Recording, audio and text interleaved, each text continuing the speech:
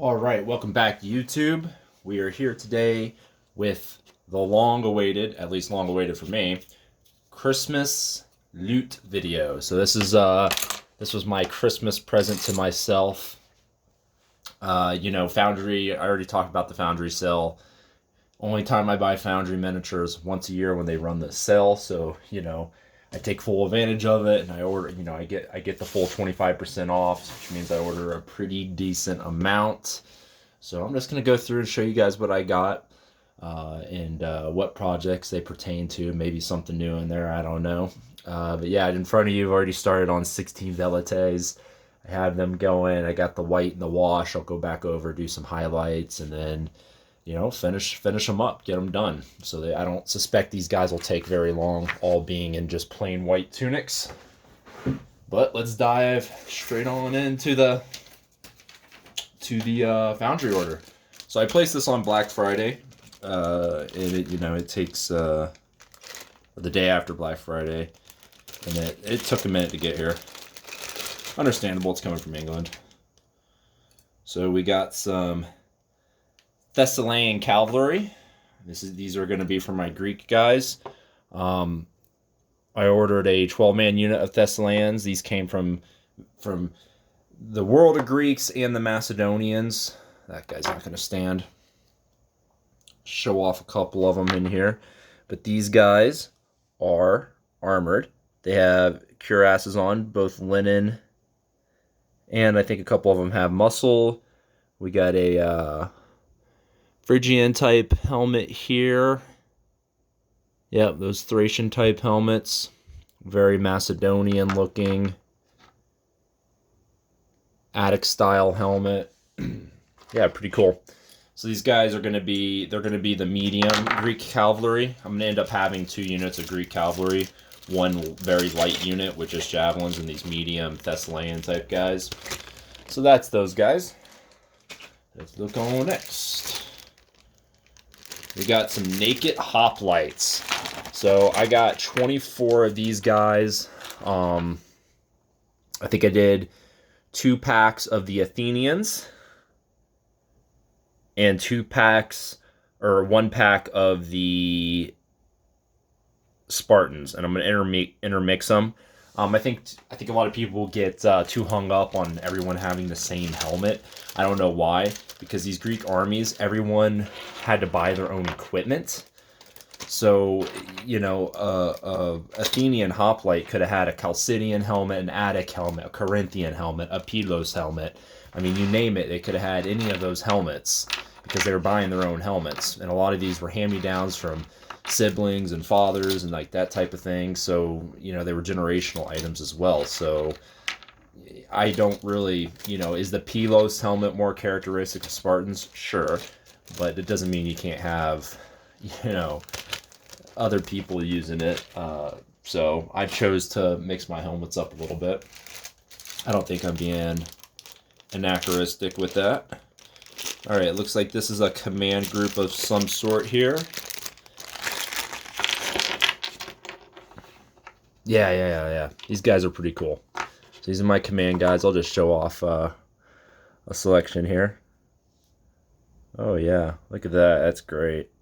How great. God, you gotta love these Foundry Greeks. These Foundry Greeks, I mean, for as comprehensive as the range is, you're gonna be really hard pressed to find some better stuff. I mean, really hard pressed. And I ordered a couple different character and command sets.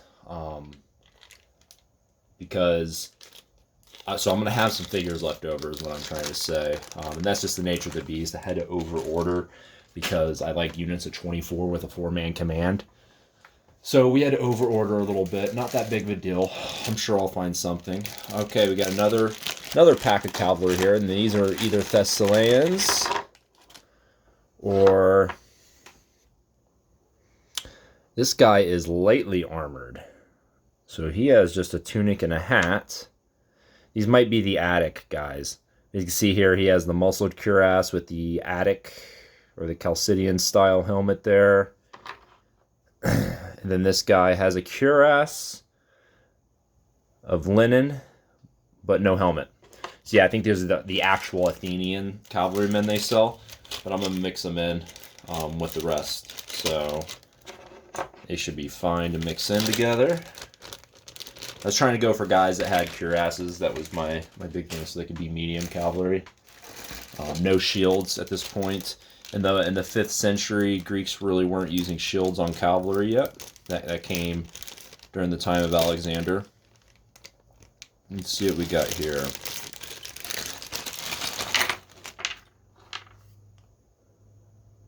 Looks like we got some more. I don't know what the hell these guys are. Oh, you know what? These might be my characters.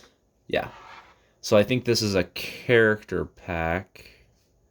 Maybe, question mark. I see some naked guys. I see some guys, some Peltas guys, and I see some armored hoplites. So yeah, I think, and the reason why I got these guys is because they had 2 naked figures in with them. And I figured these naked guys I could use for command figures. They don't have helmets on. They're just straight up naked, and they'll have aspices on them. And then there's a couple of Peltas looking dudes, and then a couple of armored hoplites.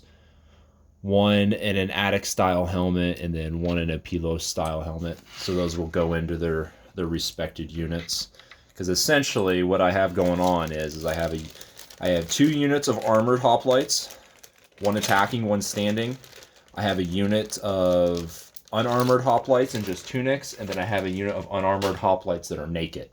So the basis of my Greek army is essentially 4 24-man units of hoplites. That makes up the core of the army there.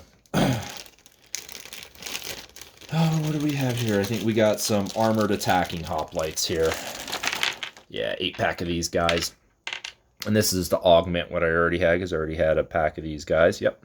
So armored attacking hoplites there. Really good, a mixture of helmets there. We got some Chalcidians, some Attic helmets,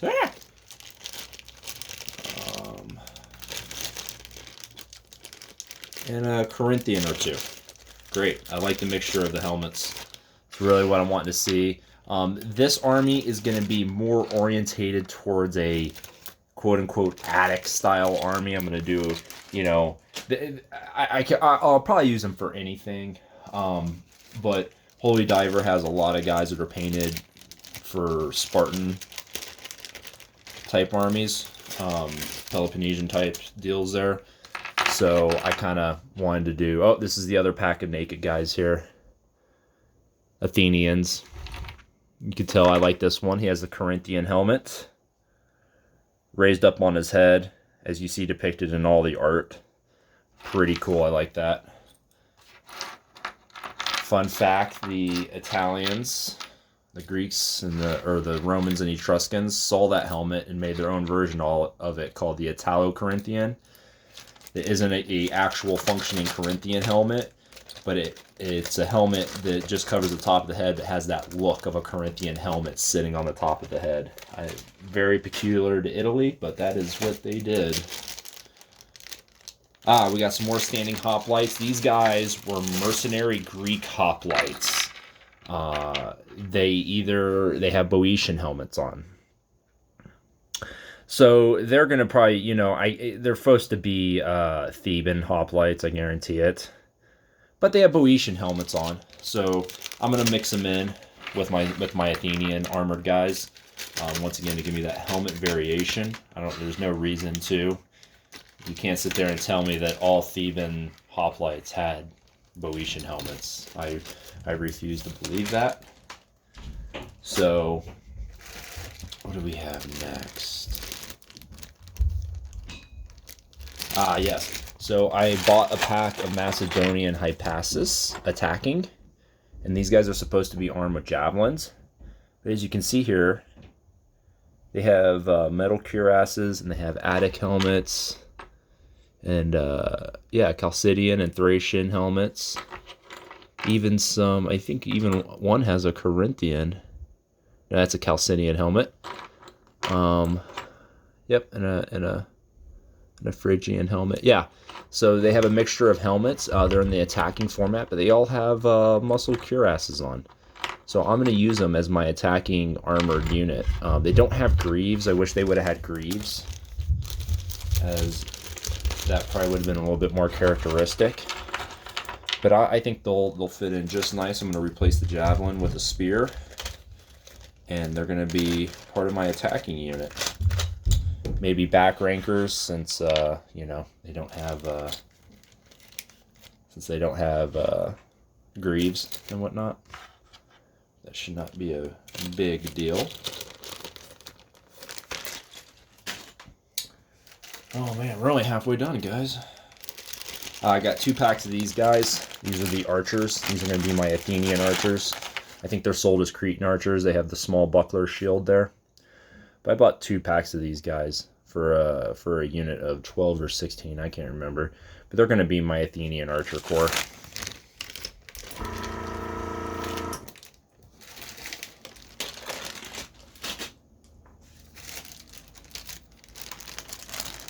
We got some more cavalry.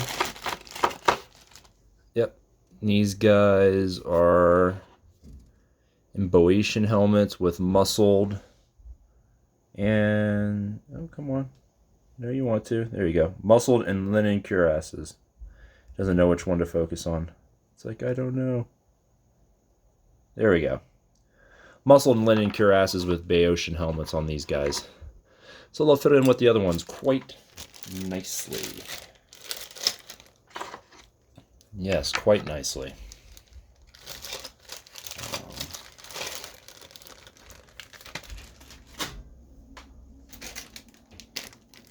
And then here's the last pack of the cavalry. Let's see what these guys are.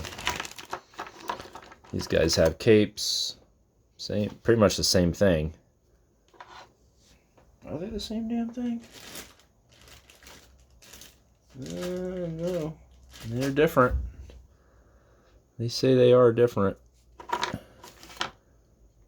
These guys... Oh, I guess the other ones didn't have cloaks on. These guys have cloaks, so these might be more Macedonian type dudes. I don't know. Regardless, they're suitable for medium Greek cavalry of the late classical period, which is what I'm using them for. You know, cavalry is one of those really debated things in Greek military history. When it was being used, how it was being used, the equipment being used. A lot of debates going on around it. A lot of scholarship on it. I've been trying to read up on it myself. Another command pack. This guy has a lamellar cuirass. Nice. That'll be cool. A musician. This is a command pack. Got an officer waving a sword. And then here's a musician in a muscled cuirass. Nice. Now, in case you guys don't know, classical Greek armies weren't known for having standards. That was a later Macedonian thing, where units started using standards. These citizen hoplite units, they did have musicians. They would use the songs kind of to mark their cadence for marching, as well as motivation, battlefield motivation. The Spartans would use their musicians to signal battlefield maneuvers and whatnot, but they were really the only people trained to do that type of stuff. None of the other Greek armies. Oh, this is cute. I got a couple freebies. I got for doing the Christmas Scrooge, and I don't know, I think a Prussian or a French-Prussian, Franco-Prussian War, Prussian soldier. Not sure. I am definitely not getting into that period ever. I like that period to learn about. It's just, you know, it was a very short war. Not a lot of gaming opportunities there. And then what do we got else? Oh, here's the other character packs here. I'm not even going to take them out. I don't feel like dealing with them. As you can see here, there's a couple more naked commander type guys. We have an archer, a couple more archers. I don't know what we'll use them for. And then a female and another standing upright hoplite. So pretty cool. I'll probably do some sort of command vignette. I'm not sure what I'll paint her for. Maybe she'll be an objective marker. She'll be my, the piece of booty the men are fighting over. Helen of Troy, have you. So I might turn her into something like that. It looks like a very good model, though. And then last for the ancients, the Naked Spartans. So there they are with their long black locks and their Pelos helmets. Undeniably Spartan, right? They got those long flowing locks and the Pelos helmets. We're gonna mix them in. Now that I'm looking at them and seeing their hair, we're gonna mix them in with our other guys. It might be a little unhistoric there, but that is okay. We will live. We will persevere. And maybe those guys are mercenaries. I don't know. Although I don't think the mercenaries would have fought in the naked fashion. And then the last few packs here, we got some World War II guys. I've never bought World War II guys from Foundry. So this is my first one. These are their Germans. The figures look quite nice, very Crusader-esque in their sizing. I think they'll fit in just fine with Crusader. The rifles look small to me. The Kar-98s, they look a little small to me. The detail's a little meh. Other than that, they are great looking figures. The MG34s, this is the machine gun packs, look acceptable. Yeah, the MG34s look acceptable. There's the MG34 for one of the guys walking with it. So essentially, with this machine gun set you buy, you get one tripod heavy mounted machine gun. You get a light machine gun team where the guys, that's a light machine gun team where it's man portable. And then you get a machine gun that's set up in the anti-aircraft role with the anti-aircraft tripods. So that's what that is. Then I got some riflemen. They're 8-pack of riflemen, and maybe this guy will you can see the rifle. It almost looks like a old World War I carbine. The Carabiner A. The one with the spoon bolt that they used for cavalrymen in World War I. Which those were still used in World War II. The Germans kept a lot of those after the Versailles Treaty. They kept a lot of the carbine K98s because they weren't only allowed to keep X amount of rifles. So they kept the carbines. But yeah, so we got a 8-pack of those guys. They'll get thrown into the early war blitzkrieg. And then what most interests me with the World War II guys, these officers, I'm short on platoon leaders and NCOs. So this guy's definitely going to be an officer. He's cool looking. I love the map case. I love that he has a piece of paper. I thought it was a compass at first, but it's a piece of paper. And then we got some guys here. Major flash on this guy. He's just plugging away from the hip with the MP40. He'll probably be a squad leader. We got another guy who's walking with an MP40. That'll be a squad leader. And then we got some guys that are some higher rank officers. I really like this figure. He's going to probably be a company commander or a platoon leader for me. And then we got some guys with pistols. So these guys, I don't know, they might make up higher officers. I might do a command vignette and then a guy in a suitcase. Maybe he'll be a divisional or corps commander for me. This guy looks very battalion commander-esque with his horse riding breeches. And then we got a guy in a still helm shooting a Luger. Sculpted really nicely. So like I said, these Crusader guys, or these Foundry guys probably mix in really well with the Crusaders, it would look like. Not quite as tall as the Artisans, but I haven't put them next to each other, and these are the first time I've had them. So that's this Christmas loot haul video. It's a very long loot haul video, but I ordered a lot of figures, a lot of miniatures. So that's what we're going to be painting.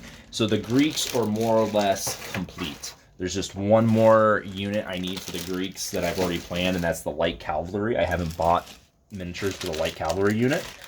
So how it sits now, the army, including that light cavalry that I don't currently have, is going to be a 224 miniature army, something around that, 230 maybe.